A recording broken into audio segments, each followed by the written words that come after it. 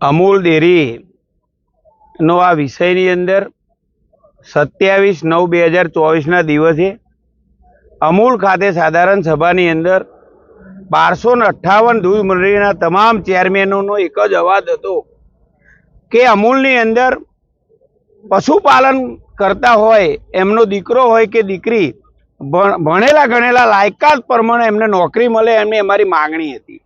અન્ય પણ અમારી બીજી 2 માગણીઓ હતી। એ માગણીઓ હજુ સુધી આ દૂધે ધોયેલી ટોળકી એક પણ દિવસ ચેરમેનોને કોઈને રીતે હેરાન કરે છે।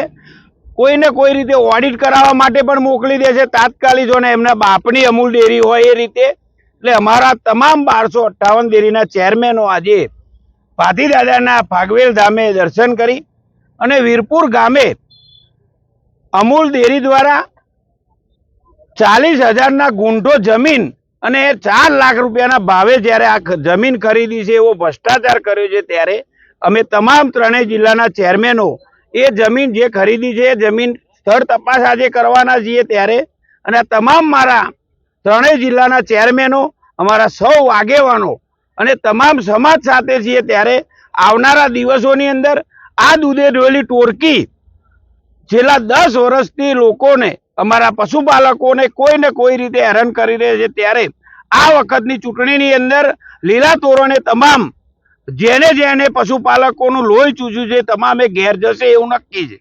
કેસરીસિંહ, તમે ભાજપના અને સત્તાધીશો ભાજપના, અમૂલ ડેરી આ કોઈ ભારતીય જનતા પાર્ટી કે કોઈ કોંગ્રેસની નથી।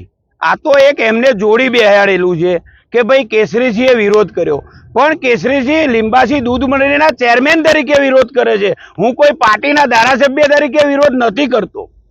કેસરીસિંહ, રાજેશ પાઠકે અમૂલ ડેરીની હમણાં જે પ્રેસ કોન્ફરન્સ થઈ એમાં પેપર કટિંગ સાથે વિરોધ દર્શાવ્યો છે કે કેસરીસિંહ ભાઈ ખોટું બોલે છે, અમારી જોડે પેપરમાં જાહેરાત આપેલી છે અને ભાવથી જ જમીન ખરીદી છે। તમે શું જવાબ આપશો એમને?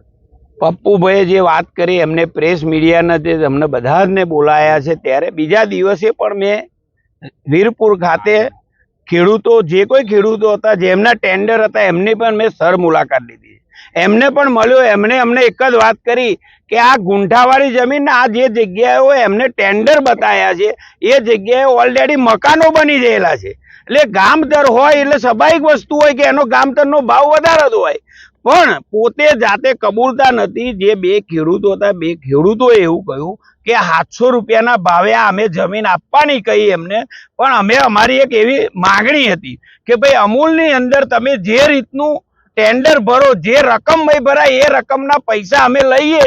એટલે આ વચોટિયા લોકોને ના ગમ્યું એટલે એમને 15 ફૂટ જેવા વેરાની અંદર આ જમીન ખરેખર ખરીદી છે। એ તો આજે અમે જે આ રેલી સ્વરૂપે જ્યારે બધા જ ચેરમેનો જઈ રહ્યા છીએ, બધા જ ચેરમેનો જોશે એટલે આપોઆપ ખબર પડી જશે દૂધનું દૂધ ને પાણીનું પાણી। ચલો।